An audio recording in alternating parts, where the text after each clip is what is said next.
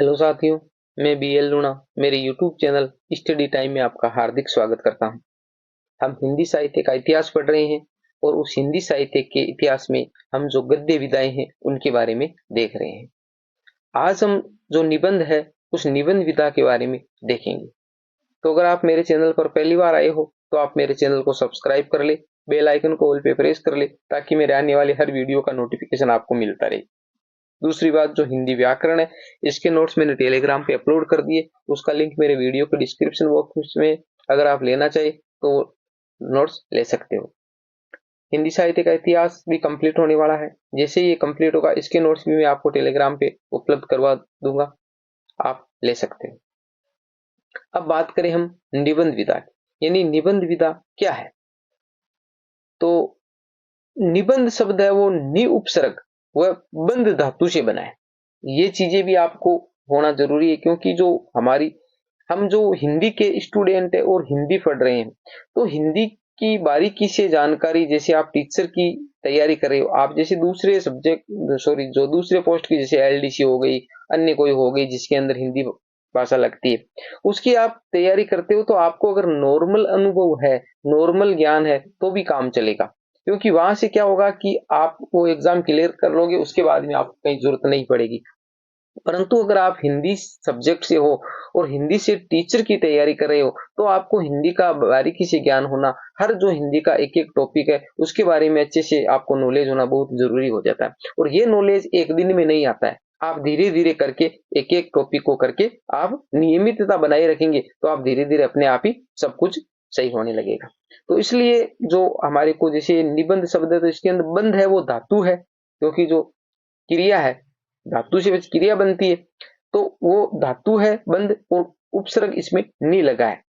तो हमने व्याकरण पढ़ी है और बताया मैंने आपको अच्छे से, तो ये भी आपको अच्छे से नॉलेज होना जरूरी है। निबंध के मुख्यतः 4 भेद माने गए हैं। कौन कौन से?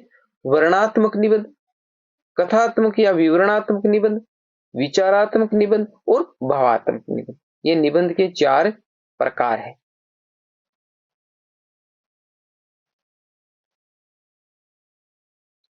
हिंदी का पहला निबंध राजा भोज का सपना 1853 ईस्वी में राजा शिवप्रसाद सितारे हिंद द्वारा लिखा गया। हिंदी का पहला निबंध क्या है? राजा भोज का सपना, 1853 ईस्वी में राजा शिवप्रसाद सितारे हिंद द्वारा लिखा गया। आचार्य रामचंद्र शुक्ल, यदि गद्य कवियों की कसौटी है तो निबंध गद्य की कसौटी है। भाषा की पूर्ण शक्ति का विकास निबंध में ही अधिक संभव होता है। ये मोस्ट लाइन है आचार्य रामचंद्र शुक्ल की, कई बार देखकर ये एग्जाम में पूछा गया है। यदि गद्य कवियों की कसौटी है तो निबंध गद्य की कसौटी है। भारतेंदु हरिश्चंद्र को हिंदी निबंध का वास्तविक जनक माना जाता है। यानी हमारे जो भारतेंदु हरिश्चंद्र है उसको क्या माना जाता है? निबंध का वास्तविक जनक यानी पिता माना जाता है। आचार्य रामचंद्र शुक्ल को भाषा और शैली की दृष्टि से कलात्मक निबंध का जन्मदाता माना जाता है। यानी जो भारतेंदु हरिश्चंद्र है वो तो निबंध के वास्तविक पिता यानी जनक है, परंतु जो कलात्मक निबंध का जन्मदाता है यानी भाषा और शैली की दृष्टि से वो रामचंद्र शुक्ल को माना जाता है। इनको निबंध सम्राट भी कहा जाता है। निबंध सम्राट किसको कहा जाता है? आचार्य रामचंद्र शुक्ल को, क्योंकि इसके जो निबंध है बहुत ही शानदार निबंध है। आपको अगर पढ़ना हो तो कहीं पढ़िए आप, बहुत ही शानदार निबंध लिखे आचार्य रामचंद्र शुक्ल ने भाषा और शैली की दृष्टि से। पंडित बालकृष्ण भट्ट को हिंदी का मोंटेन भी कहा जाता है। यानी ये बात मैंने आपको पहले ही बता दी है कि जो पंडित बालकृष्ण भट्ट है उसको हिंदी का मोंटेन कहा जाता है। यानी पंडित बालकृष्ण भट्ट है को हिंदी का क्या कहा जाता है? मोंटेन कहा जाता है।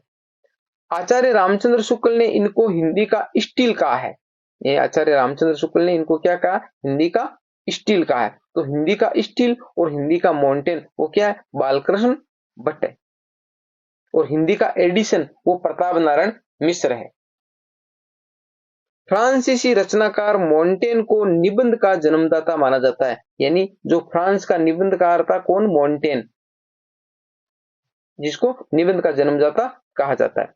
निबंध के लिए ऐसे शब्द का प्रयोग सर्वप्रथम इन्होंने ही किया था। इंग्लिश में हम ऐसे लिखते हैं ना, तो निबंध के लिए ऐसे शब्द का प्रयोग सर्वप्रथम किसने कहा था? जो फ्रांसीसी रचनाकार है मोंटेन, उन्होंने लिखा था,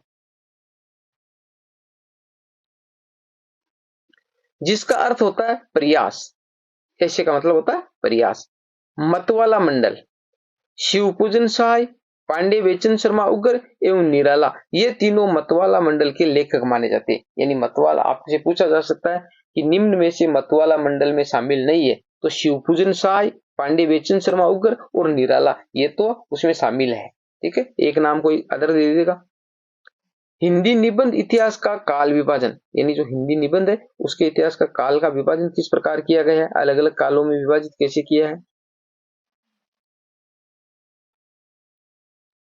पहला है भारतेंदु युग, जो 1857 ईस्वी से लेकर 1900 ईस्वी तक का काल है। फिर है द्विवेदी युग, 1900 ईस्वी से 1920 ईस्वी तक। फिर है शुक्ल युग, 1920 ईस्वी से 1940 ईस्वी तक। फिर है शुक्लोत्तर युग, 1940 ईस्वी से अब तक। यानी ये जो 4 काल में निबंध को विभाजित किया गया है। अब हम बात करें जो पहला जो काल है भारतेंदु युग, यानी जो भारतेंदु युग है उसके अंदर किस प्रकार के निबंध लिखे गए, कौन कौन से निबंधकार थे? तो 1857 ईस्वी से 1900 ईस्वी तक का जो काल है वो भारतेंदु युग कहलाता है।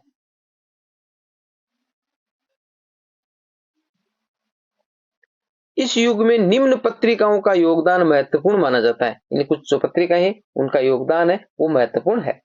हरिश्चंद्र मैगजीन, हरिश्चंद्र मैगजीन है वो किसकी है? भारतेंदु हरिश्चंद्र की, भारतेंदु हरिश्चंद्र की हरिश्चंद्र मैगजीन।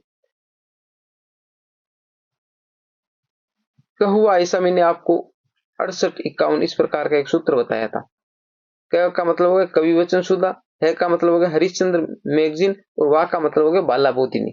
ये जो तीनों पत्रिकाएं वो हरिश्चंद्र की है, भारतेंदु हरिश्चंद्र की है। और 68-51 का मतलब है 1868 पहली जो कवि वचन सुधा है वो। फिर उसके अंदर हम 5 जोड़ेंगे तो 1873, 1873 के अंदर हरिश्चंद्र मैगजीन जो अभी ये वर्तमान में आई है। और फिर 1874, 1874 के में हो जाएगा बाला बोधिनी। तो इस प्रकार मैंने 68-51 करके एक सूत्र बनाया है। अगर वो क्लास आपने नहीं देखी है तो उस क्लास में मैंने आपको अच्छे से समझाया है। तो ये तीनों है ना, कौवा, कवि वचन सुधा, हरिश्चंद्र मैगजीन और बाला बोधिनी, तीनों हरिश्चंद्र की पत्रिकाएं है। ब्राह्मण, प्रताप नारायण मिश्र, तो इसको मैंने इस प्रकार टेस्ट कर रखा, प्रताप ब्राह्मण, प्रताप ब्राह्मण। तो आपको जैसे याद आएगा वहां पर आपको ऑप्शन देखोगे तो प्रताप ब्राह्मण नाम आते हो जाएगा कि ये ब्राह्मण जो पत्र है वो प्रताप नारायण मिश्र का है। हिंदी प्रदीप, हिंदी प्रदीप बालकृष्ण भट्ट की है। हिंदी प्रदीप किसकी है? बालकृष्ण भट्ट की। तो बाल प्रदीप मैंने इसे कर रखा है, इसको बाल प्रदीप। आनंद कादम्बिनी, ये 1 मिनट इसको इरेज करके आपको बताता हूँ।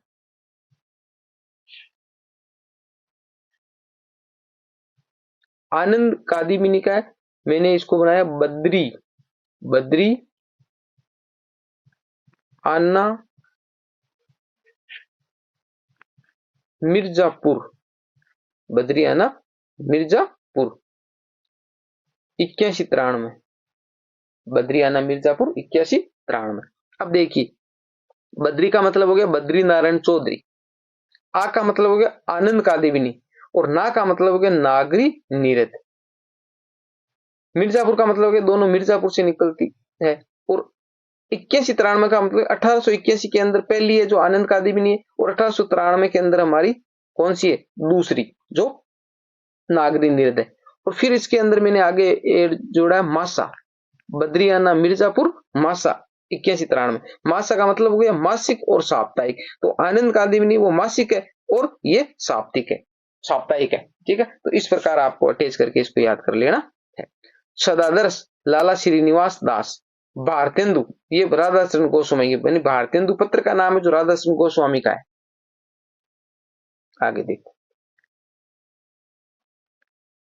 अब इससे आगे है वो जो हमारे जो भारतेंदु काल के कुछ जो निबंधकार है वो हम अगली क्लास में देखेंगे। उम्मीद करता हूं ये क्लास आपको अच्छी लगी होगी। अगर अच्छी लगी है तो लाइक शेयर एंड सब्सक्राइब करें। मिलते हैं अगली वीडियो में, तब तक के लिए जय भीम जय भारत।